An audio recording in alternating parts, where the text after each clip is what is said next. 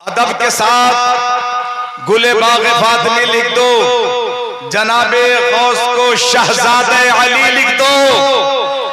हमें भी रहना है महशर में उनके साए में, आपको रहना है महशर में उनके साए में, हमें भी रहना है महशर में उनके साए में। हमारे नाम के आगे भी कादरी लिख दो।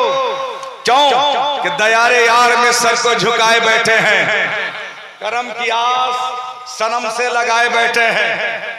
दयारे यार में सर को झुकाए बैठे हैं, करम की आस सनम से लगाए बैठे हैं। सुना हूं दीद की दौलत हुई उसे पूरी, जो तेरी राह में सब कुछ लुटाए बैठे हैं। क्यों कोई मन के भीतर बैठ गया, एक दूध में सागर बैठ गया, बिंचल छलकत रही गगरी, पनघट पे कलंदर बैठ गया।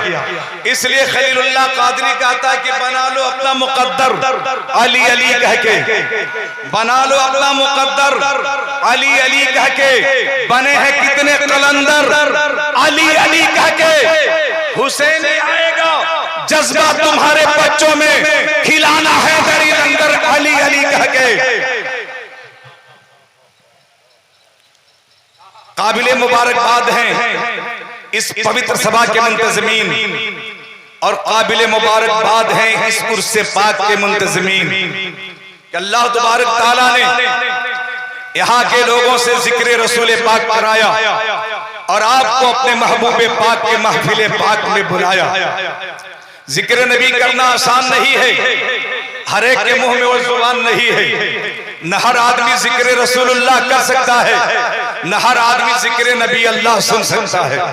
क्योंकि किसी आम बंदे का जिक्र नहीं है कि कर ली जाए, या किसी के फिक्र नहीं है कि दोहरा ली जाए। इस जिक्र को खुदा करता है जो जिक्र मुस्तफा होता है। तो अब ये मर्जी मौला पे है कि वह जिससे चाहे अपने महबूबे पाक के जिक्र पाक को कराए। वरना इस दुनिया के अंदर बड़े से बड़े लोग आए, नमरूद आया, शद्दाद आया, फिरौन आया, कारून हमान आए और गए। जिक्र रसूलुल्लाह से भी महरूम रहे, फिक्र नबी अल्लाह से भी महरूम रहे। हजरात आप खुशकिस्मत हैं कि आपको जिक्र नबी का मौका मिला और आपने बज़्म नबी पाक में शिरकत किया, माल से भी शिरकत किया, खुद अपनी जान से भी शिरकत किया। हजरात अभी अभी दूर नजदीक से आए हुए आपके अपने मुअज़्ज़ज़ मेहमान यानी उलमाए किराम, यानी मद्दानाने खैरुल अनाम, जिनसे इश्क मोहब्बत में डूबी हुई नातें, पैगंबर इस्लाम की प्यारी और सच्ची बातें एक एक बात दिक्र समात फरमा रहे थे। अब मैं आपकी खिदमत में हाजिर हूँ, थोड़ी देर मुझे भी ज़हमत समझकर झेल जाइए और अपने नबी की इश्क मोहब्बत में खेल जाइए। इस शर्त के साथ कि नजर खलीलुल्लाह पे रहे तो दिल सीधे रोज़े रसूलुल्लाह पे रहे, तब जाके मसले का हल निकलेगा। क्योंकि हम सुन्नियों का सर का किबला अगर काबतुल्लाह है, हमारे दिल का किबला रोज़े रसूलुल्लाह। हजरात आप देख रहे हैं आज इस मंच पे हमारी जमात के कदा और शख्सियतें जलवाबार हैं। हजरत अल्लामा मौलाना मोहम्मद शमीम रज़वी साहब, हजरत अल्लामा मौलाना मोहम्मद शकील साहब और हजरत अल्लामा मौलाना जिक्रुल हक रशीदी साहब, जिनकी निकाबत बड़ी शानदार हो रही है। अल्हम्दुलिल्लाह जब ये जुमले जलसे में बोलते हैं तो जानते हैं जहाँ शांति होती है वहाँ क्रांति आ जाती है। जब ये जुमले बोलने पे आते हैं तो सूरज के माथे पे पसीना आ जाता है, फूलों के पांव जलने लगते हैं। अल्हम्दुलिल्लाह ऐसे घिसे पीटे अल्फाज ये नहीं बोलते, अच्छौते अंदाज में अच्छे अच्छे अल्फाज का जो है ये निखार करते हैं और अल्हम्दुलिल्लाह लोग सुनकर बड़े जो है महसूस होते हैं। अल्लाह ताला इनके उम्र में बरकतें अता फरमाए और इनकी निकाबत में चार चांद लगाए। जिस शख्सियत ने मुझे बुलाया है अल्लामा अलीमुल्लाह साहब, कहाँ गए अल्लामा अलीमुल्लाह साहब? माशाअल्लाह अलीमुल्लाह साहब ने खलीलुल्लाह साहब को बुलाया है, लेकिन बुला के ये जा रहे हैं किसी जरूरत के तहत, फिर वो आएंगे। हजरात आपने उलमाए किराम से आपने प्यारी प्यारी बातें समाज की है। अभी शहंशाह नगमात शायर इनकलाब जनाब कारी अख्तर ज़िया मुज़फ्फरपुरी साहब, जिनकी मत भरी आवाज सुनकर महसूस हो रहे थे, लग रहा था कि आपके अंदर एक दीवानगी छाई हुई है और उस दीवानगी में बेगानगी के आप नजरिया तो ख्यालात पेश कर रहे थे, बड़े ताज्जुब के साथ हम लोग देख रहे थे। वैसा नहीं होना चाहिए। मैं अपने उलमाए कराम को ये नहीं कह सकता, सबका तो नाम नहीं जानता, लेकिन जो जहां है, जिस जगह है, हमारे आंखों का नूर है, हमारे दिल का सुरूर है। हमारे उलमा तशरीफ फरमा है इस मंच पे। मैं नहीं कहूंगा कि आप जो है हमारे लिए दाद दीजिए, नहीं, ये करम नवाजी होगी। अगर कुछ बोल देंगे खलीलुल्लाह कादिर समझेगा कि दुआओं से नवाज रहे हैं, लेकिन आप कहूंगा अगर अनुमति दे तो मैं आपकी जबान में एक नाते नबी पेश करके सुना दूं। सुन बोलोगी, आप लोग तो उत्तर प्रदेश का हाल कर रहे हैं, मैं उत्तर प्रदेश का रहने वाला हूं साहब। मैं एक बात बताता हूं, मेरे हाथ दो जमात सियासी जमात में है, एक मायावती जी के और एक अखिलेश जी। मुसलमानों के ये लोग बांट के रख देते हैं, कुछ हाथी पे सवार हो जाते हैं, कुछ साइकिल पे सवार हो जाते हैं। पता चलता है कि कामयाबी किसी और को मिल जाती है। आप नबी के दीवाने हैं, मैं जानता हूं कि जितने आए हुए हैं वली की बारगाह में आए हैं, इन्होंने अपने घरों से ये कहते हुए चला है कि आज हमने घर किया है परवरदिगार के हवाले, दिल करेंगे अहमद मुख्तार के हवाले। रोज जागते हैं अपने आप के लिए, आज जागेंगे उर्से पाक के लिए। तो मैं अब आपकी मोहब्बत के जज्बात को देखना चाहता हूं और कहां तक आप मुझसे सुनना चाहते हैं, मैं सुनाकर और आपसे सुनकर देखना चाहता हूं। हृदय में मुस्तफा का यदि प्यार नहीं है,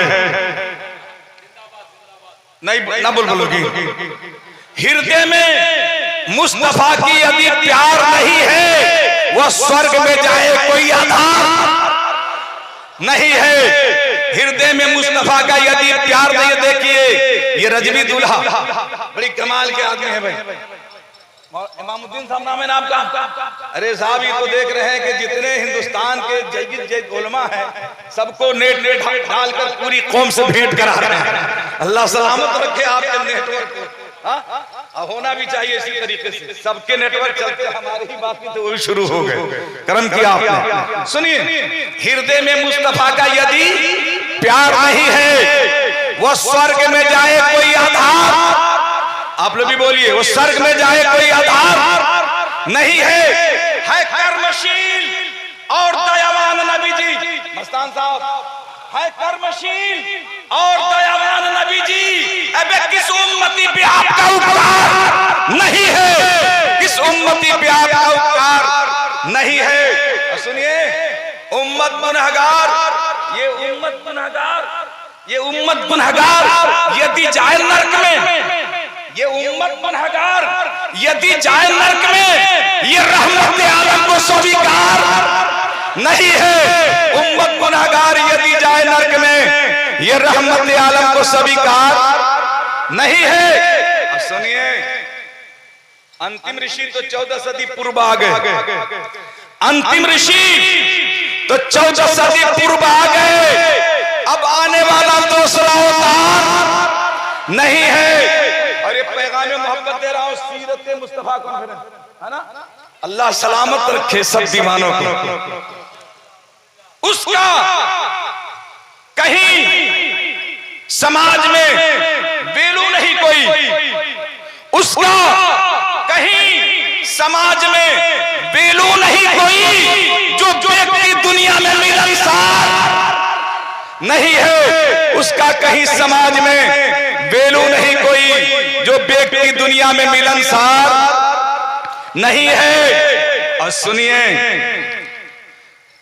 जिस घर में पधारे हैं शहंशाह दो जहां, जिस घर में पधारे हैं शहंशाह दो जहां,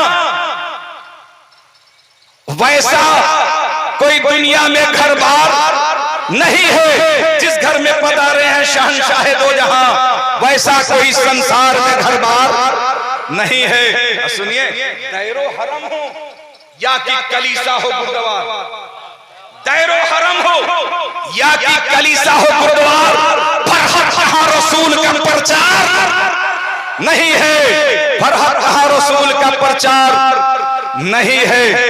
हजरात, माननीय सभापति और सभा में उपस्थित मेरे प्यारे बंधु, हमारा बहुमूल्य समय वही है जो अल्लाह उसके रसूल की याद में व्यतीत हो जाए। सर्वप्रथम मैं डोंगर पट्टी के युवाओं को धन्यवाद देता हूं जिन्होंने आज इस धार्मिक समारोह का आयोजन करके अल्लाह उसके रसूल के उपदेशों को सुनने सुनाने का अवसर प्रदान किया। और उनको भी मुबारकबाद पेश करता हूं जो विभिन्न स्थानों से आकर इस पवित्र सभा में सम्मिलित हुए, और उनको भी धन्यवाद देता हूं जिन्होंने आज के इस धार्मिक समारोह में अपना आयोजन किए। प्रिय बंधु, पैगंबर आजम सल्लल्लाहु अलैहि वसल्लम का जन्म दिवस मनाना, जलसे व जुलूस के रूप में उनके पवित्र चरित्रों को वरुण करना हमारे लिए इस्लाह विदायक व मुक्ति का साधन है। ये हम सबों के लिए गर्व की बात है कि हम एक ऐसे पवित्र सभा में उपस्थित हुए जिसमें अल्लाह के आदरणीय फरिश्ते शामिल होते हैं। हम अपने रब से प्रार्थना करते हैं इलाहुल आलमीन हम सबों को उपस्थितियों को स्वीकार करे एवं आज की इस पवित्र सभा को हमारे लिए मुक्ति का साधन बनाए। कहिए आमीन। हजरात, आपने सुना है ना कि शायर इंटरनेशनल जनाब अलहाज हबीबुल्लाह फैजी साहब तशरीफ ला चुके हैं। लायन नहीं रहे, ला चुके हैं। जी हाँ, और आपने सुना है साहब कि हमारी जमात के 3 खुतबा ऐसे हैं। सुल्तानुल वाइज़ीन हजरत अल्लामा मौलाना मुफ्ती सुल्तान रजा साहब, खतीबे हिंदुस्तान हजरत अल्लामा मौलाना गुलाम गौस कादरी साहब, और एक और खतीब जो बंगाल से तशरीफ लाए हुए हैं। हमारे उलमा इकराम तशरीफ फरमा हैं। मैं एक बात कहना ये चाहता हूं, मैं उत्तर प्रदेश से होकर आया हूं साहब। आपकी दुआओं में वो तासीर है कि खलीलुल्लाह कादरी को अपनी मोहब्बत के जुल्फ की जंजीर में खींचकर आपने यहां बुलाया है।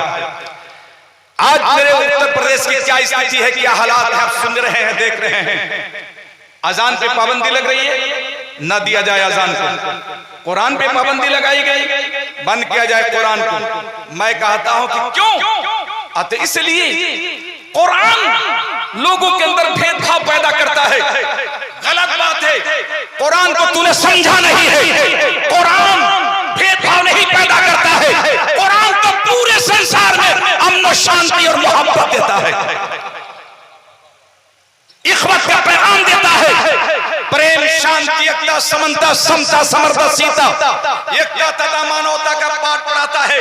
पवित्र कुरान समाज को तोड़ता नहीं है, टूटे हुए हृदय को प्रेम से जोड़ता है, प्रेम का प्रचार करता है, शांति का आह्वान करता है, अज्ञानता को मिटाता है, ज्ञान का दीप जलाता है। गोया कुरान मुकद्दस सर्व कल्याणकारी है। आज मैं उसी कुरान के माध्यम से थोड़ी देर में आपसे गुफ्तगू करूंगा, और कोई जरूरत नहीं है, कोई मजमा कोई ज्यादा नहीं है। मैं गया तभी जयनगर मधुबनी जिला में, अल्हम्दुलिल्लाह बहुत मजमा था। हारी साहब जी, हजरत अल्लामा शमीम रजा साहब, माशाअल्लाह बड़ी भीड़ लगी हुई थी।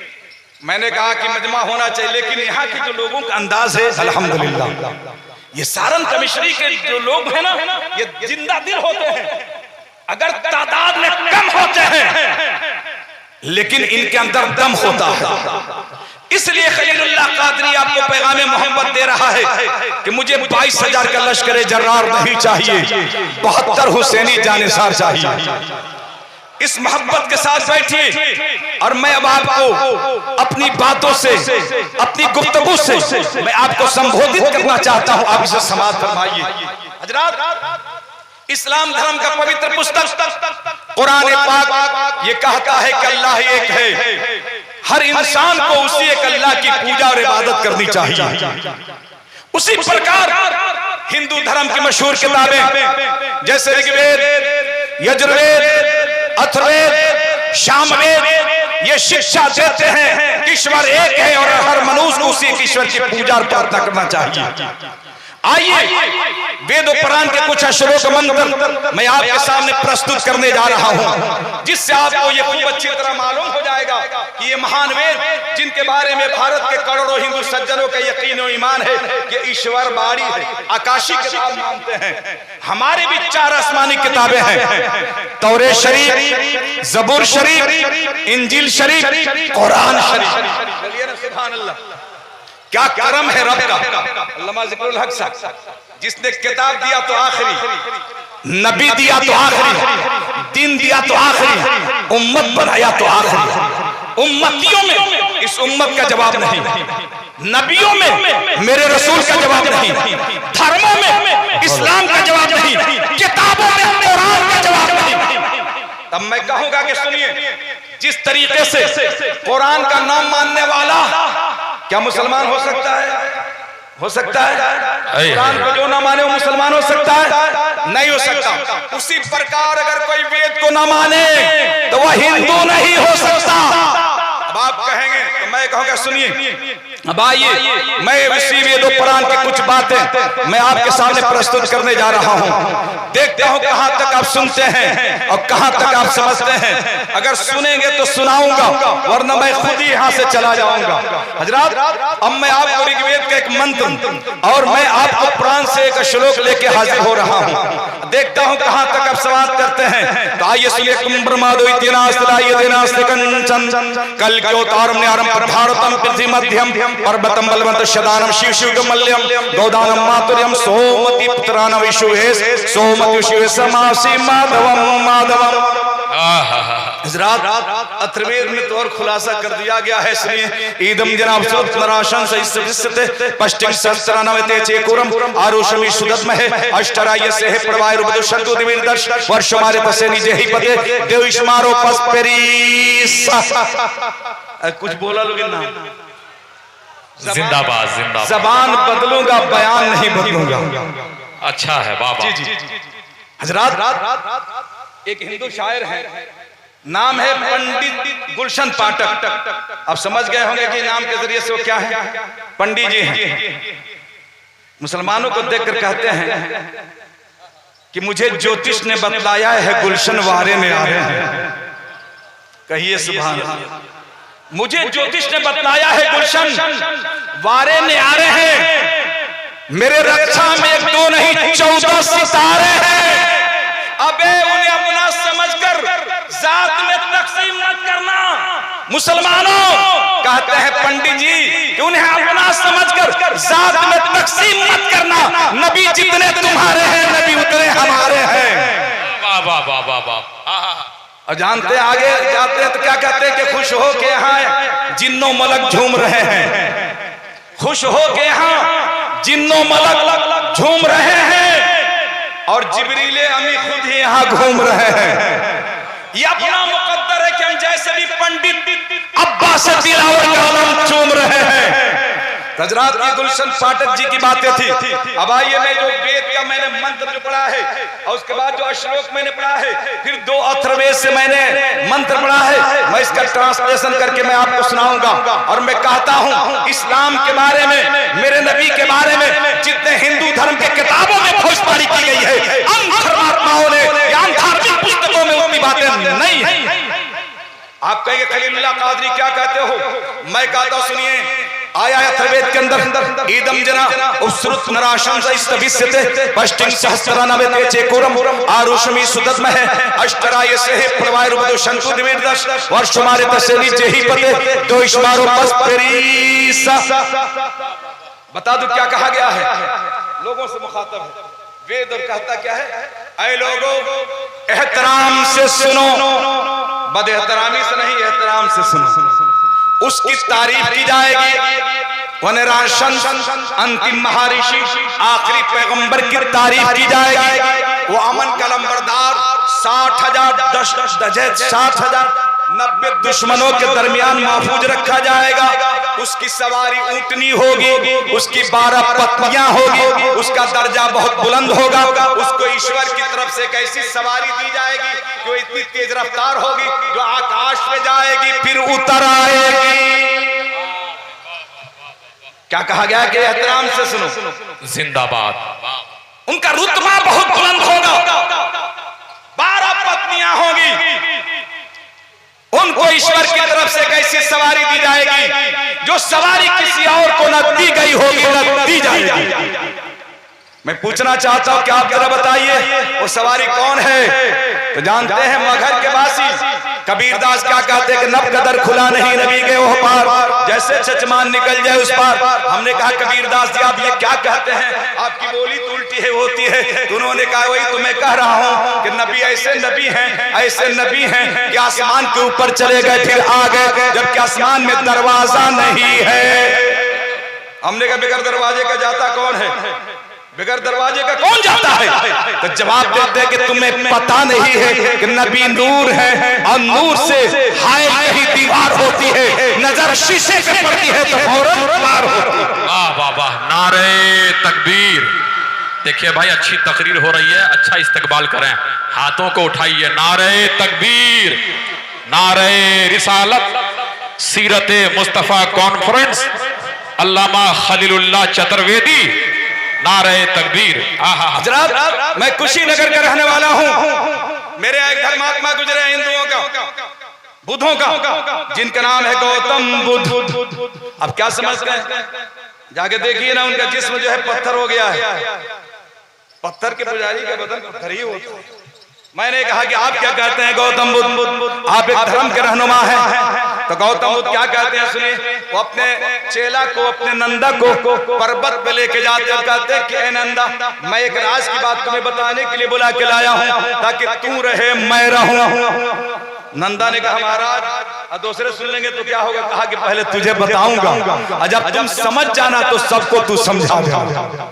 कहा कि क्या कहना चाहते हैं, तो कहा कि उनका आगमन होने वाला है, उनकी आमद होने वाली है, वो अब आने वाले हैं, मैं जाने वाला हूँ। गौतम बुद्ध को उस जो है चेला नंदा ने कहा महाराज आप जाने के लिए आए हैं। कहा कि तुम नहीं जानते हो, जब तक हम जाएंगे नहीं वो आएंगे नहीं। मैंने कहा कि कौन है वो, तो सुनिए क्या कहते हैं गौतम बुद्ध, बुद्धम महाबुद्ध, मैं एक छोटा बुद्ध बन के आया हूँ, सबसे बड़ा बुद्ध होगा, सबसे बड़ा नबी होगा, सबसे बड़ा जो है पैगंबर होंगे और आलम ये होगा। पूछा जब नंदा ने महाराज अगर हम उनको पा लिए तो पहचानेंगे कैसे, आप तो चले जाएंगे तो हम जानेंगे कैसे। तो क्या कहा गौतम बुद्ध ने, सुनिए, कहा कि नंदा सुन लो, जब चलेंगे तो नजर झुका के चलेंगे, लोग राह में कांटे बिछाएंगे और ऐसे बुद्ध होंगे कि कांटे बिछाने वाले को रहमत की चादर बिछाएंगे, लोग पत्थर मारेंगे, वैसा रसूल होगा, ऐसा बुद्ध होगा, ऐसा पैगंबर होगा कि पत्थर मारने वालों के लिए पत्थर से जवाब नहीं देंगे, लफ्ज़ से दुआएं देंगे।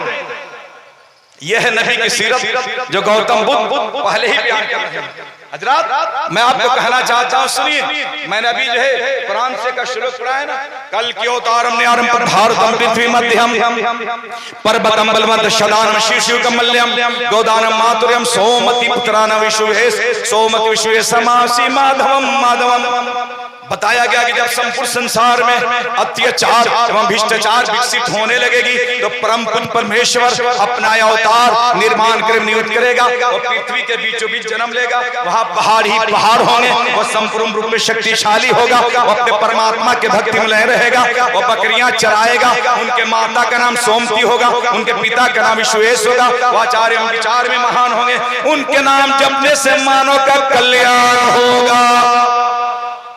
रात मैं पूछना चाहता हूं कि पूरे संसार के बीचों बीच कहाँ है आपके खलीलुल्लाह कादरी, कहाँ है? मैं कहूँगा मक्का शरीफ है।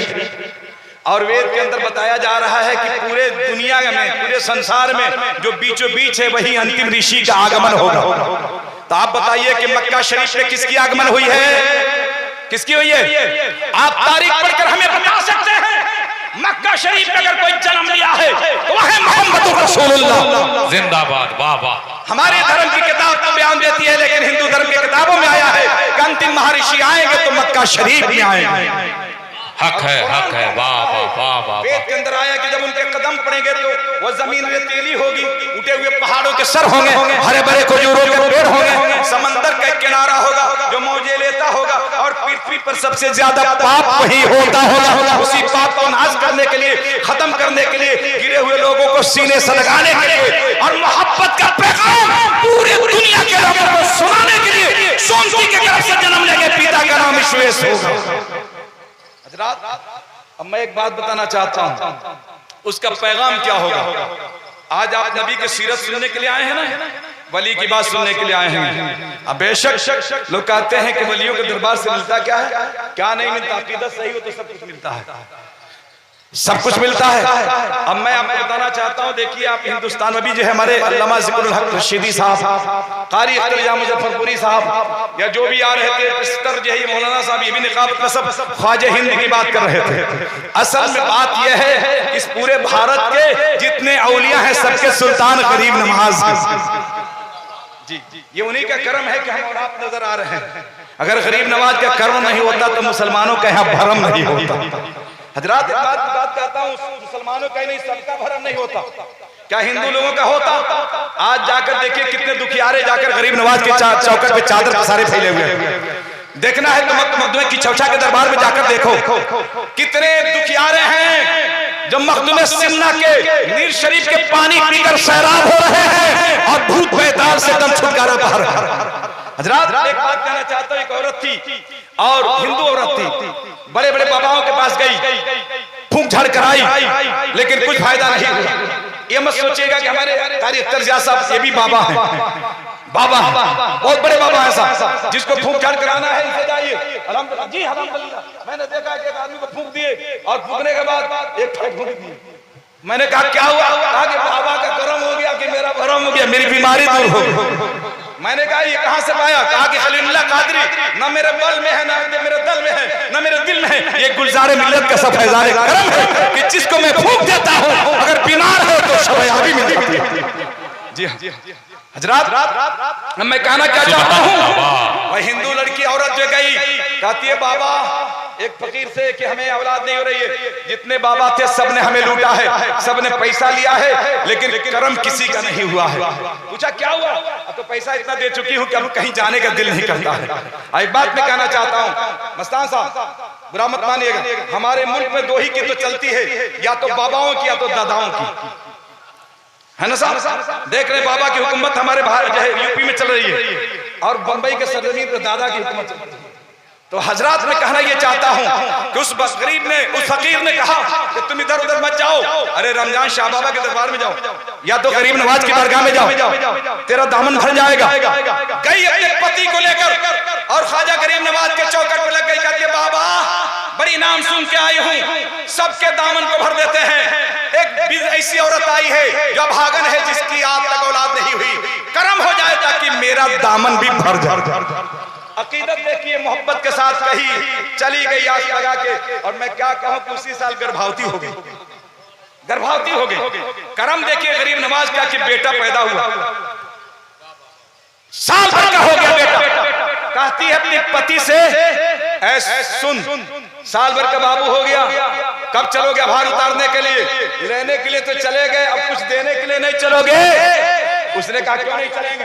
कहा कि चलो अजमेर शरीफ का उर्स आ रहा है, गरीब नवाज का मेला लग रहा है, चलो हम चलते हैं गरीब नवाज के आस्थाने पर और कहते हैं कि आका जो आपने दिया है वही हम लेके आए हैं। हजरात अल मुख्तसर में कहना चाहता हूं बड़ी तेजी के साथ लेके गई शाहजहानी मस्जिद के सामने, बाबा फरीद का जो है रोजा चिल्ला है, बच्चे को ही रख देती है और कहते हैं सब लोग जाके वजू करके आ रहे हैं, हाथ मुंह धो के आ रहे हैं, हम भी चलते हैं हाथ मुंह धो के आते हैं। पति को कही तुम देखते रहो, बाबू को मैं आ रही हूँ हाथ धो के, दूर से सफर करके आई, गई हाथ पैर धोने के लिए, इधर जाती है तो देखती क्या है कि बेटा है ही नहीं। कहती है कहाँ गया?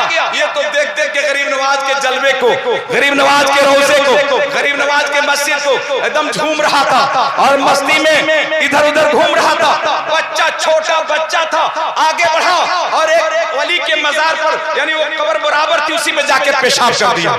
जलाली बुजुर्ग थे, जलाल में आ गए और उन्होंने ऐसा जलाल दिखाया कि बच्चा मर गया, खून मुंह से फेंक दिया। अब ये औरत देखती है बेटे की हालत, कहती है मेरा बेटा मर गया, हो नहीं सकता, उठाई अपने लाल को गरीब नवाज के चौकट पे लेकर पटक देती है। बाबा बेटा को लाई दिया भार चढ़ाने के लिए, न कि इसे बेकार करने के लिए, मौत के आगोश में सुलाने के लिए, या तो इसकी अच्छी जिंदगी आपसे लेने के लिए। बाबा मेरा बेटा मर गया है, या तो बेटा जिंदा होना चाहिए, या तो मैं आपके चौकट पर अपनी सर रख के ठोकर मार मार के जान दे दूंगी, जिंदा नहीं जाओगी, मर के जाओगी, इसलिए तो बेटा जिंदा चाहिए। जैसे ही वो औरत, हिंदू औरत अपने सर को बेटा जिंदा हो जाता है, बेटा जिंदा हो जाता है। देखती है बेटा जिंदा हो गया तो कहती है कि ख्वाजा हिंद वो दरबार है आला तेरा, कभी महरूम नहीं मांगने वाला तेरा। और मचल के बेटे को उठाती है और झूमते झूमते गीत गाते जाती है, कमी नहीं ख्वाजा तेरे खजाने में लगी रहती, किसी को मुराद पाने में खुदा को ढूंढने निकले थे, शाम घर से मगर खुदाई मिल गई ख्वाजा के आस्ताने।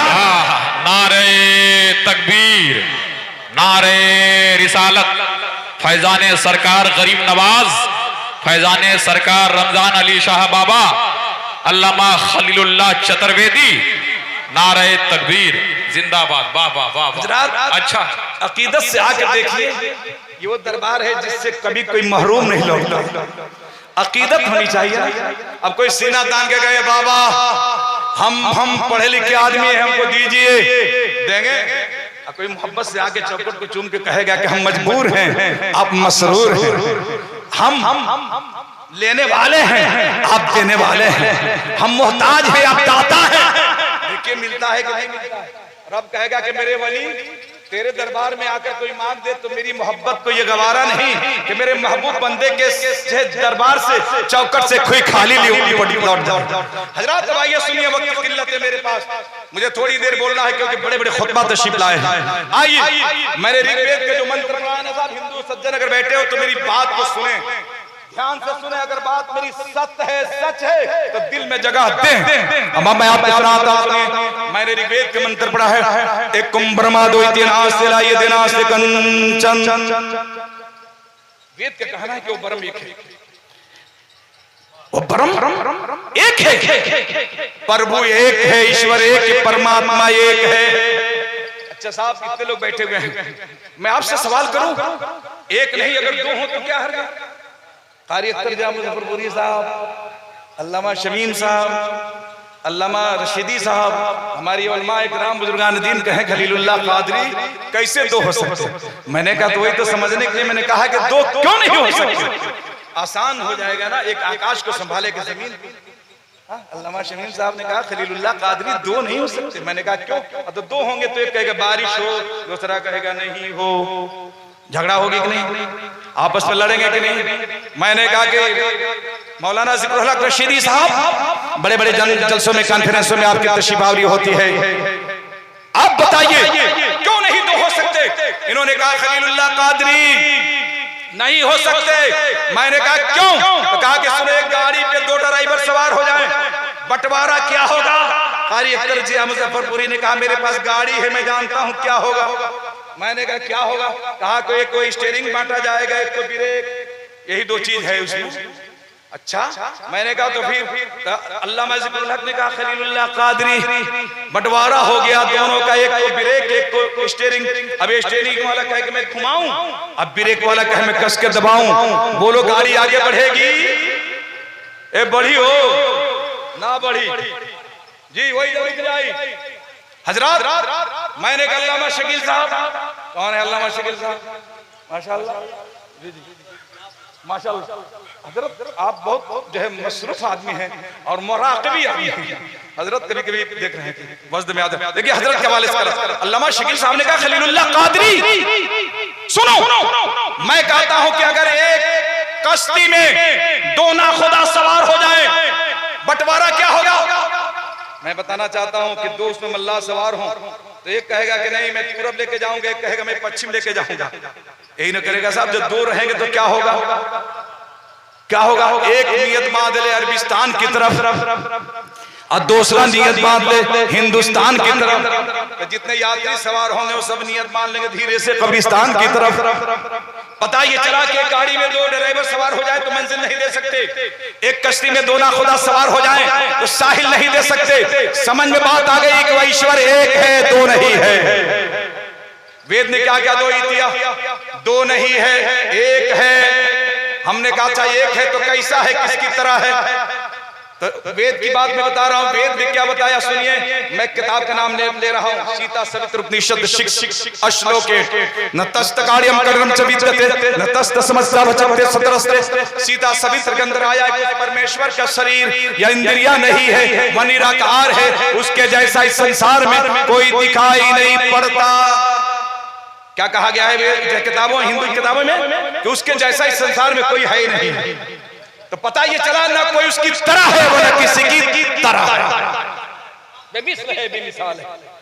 मैंने कहा तो फिर कुछ तो होगा।